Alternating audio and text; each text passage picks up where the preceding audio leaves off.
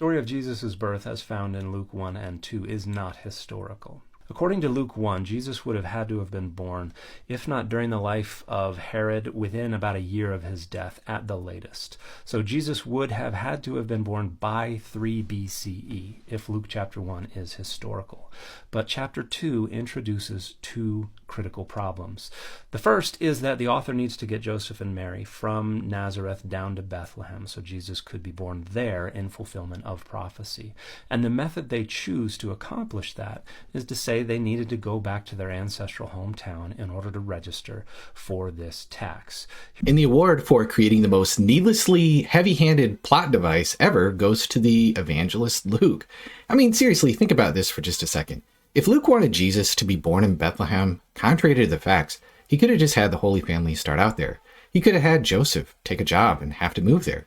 But no, he creates an empire-wide census to shuttle Jesus from Nazareth to Bethlehem to fulfill a prophecy that, by the way, Luke doesn't even mention.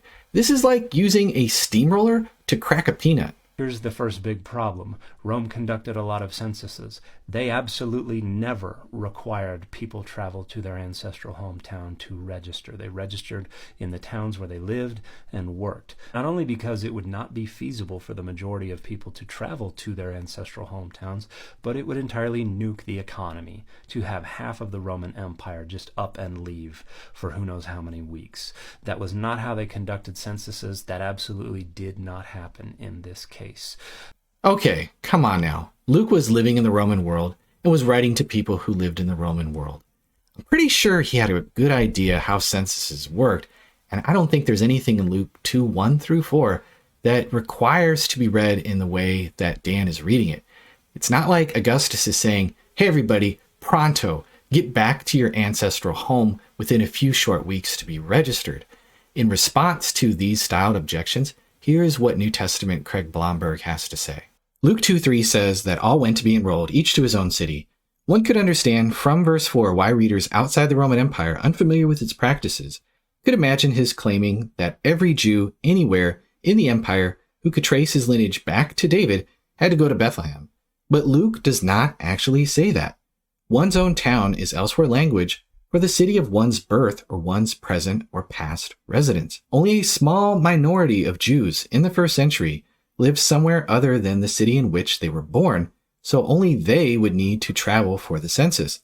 Most tried to return to Israel for at least some of the annual festivals, so that would be a natural time for them to be enrolled as well.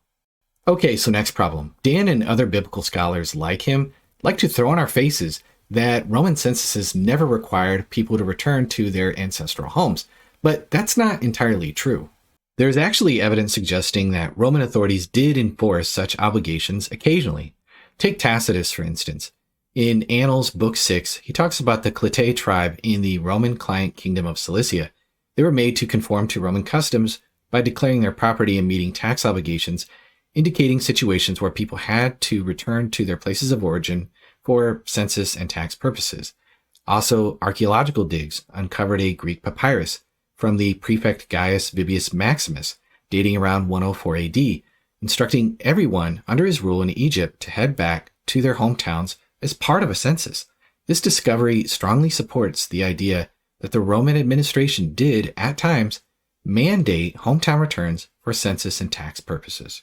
The other problem is even bigger, however. The author says that this happened when Quirinius was governor of Syria. And Quirinius became governor of Syria in 6 CE. But the census was not requested until 9 CE, and there's a very good reason that that census was requested. And that was because the ethnarch of Judea, Idumea, and Galilee, who took over after Herod the Great died, was deposed in 9 CE. He was so incompetent, Rome said, you are banished, and we're going to take over direct administration of Idumea, Judea, and Galilee. So even if a census had been conducted in Galilee for people living in Nazareth between 4 and 3 BCE, it would have been Herod Archelaus who was responsible for administering it for people who lived in Nazareth. Quirinius, who was in Anatolia at the time anyway, who had nothing to do with the administration of Syria, wouldn't even have been responsible for it. So the statement in Luke 2 that this happened when Quirinius was governor of Syria introduced produces an entirely irreconcilable historical datum.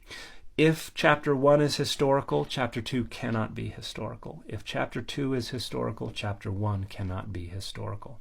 The two chapters are irreconcilable, and the story of Jesus' birth is not historical in the Gospel of Luke. Okay, first of all, Dan has since corrected himself. Archelaus was actually deposed in 6 AD, not 9, so that wipes away the whole notion that Archelaus must have been responsible for the census and not Quirinius.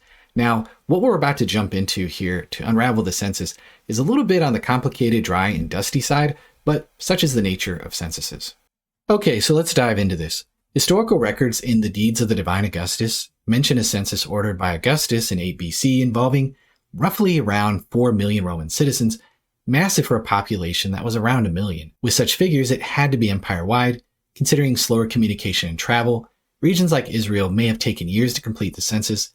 This suggests that Jesus was born around 6 to 4 BC. If Matthew and Luke were just making stuff up, it's highly unlikely these details would align so well. Here's where things get a bit dicey. Luke 2:2 talks about a census during Quirinius' time in charge of Syria. Matthew is pretty clear that Jesus was born during Herod's reign, who died around 4 BC, but Quirinius didn't step in until 6 AD, as Dan has mentioned, a good decade after Herod the Great kicked the bucket, leaving us with a 10-year wide discrepancy. Here's the thing though, Luke knows that Jesus was definitely born during Herod the Great's reign. He's also aware of the taxation by Quirinius, so any explanation that we offer has to be compatible with these facts. Now, the skeptical view of Luke 2:2 overlooks the significance of that sticky little word first. If Luke merely meant to mention the census under Quirinius, why even use the word first? Why not simply say, this was the census during Quirinius' time as governor of Syria, and just stop? The skeptics suggest that first means the first census in Judea, but that's not the only reasonable interpretation here. There is plenty of scholarly debate around Luke 2:2.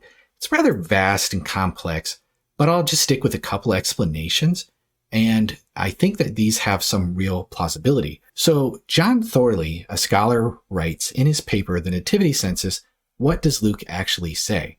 What Luke is actually saying is that this was the first census to take place while Quirinius happened to be governor of Syria, thus distinguishing it from a second census made when Quirinius was similarly governor of Syria in 86. Luke's Greek surely allows no other sensible and unambiguous interpretation. Now, Thorley points out that Luke's accuracy about the decree or the census in Judea around 8 to 5 BC and Quirinius' rule in Syria remains a bit fuzzy, but we have lots of historical gaps in our knowledge. I'll add that the word hegemon might not specifically mean governor, suggesting Quirinius could have overseen a census in Syria without holding an official title as Josephus defines it. Maybe Quirinius held some other kind of official role twice, or possibly Luke is just mixing up Quirinius with Quintilius Varus, who actually was the governor of Syria from around 6 to 4 BC. This would be a minor error on Luke's part, but definitely an understandable one, and it challenges the idea that Luke was just making stuff up.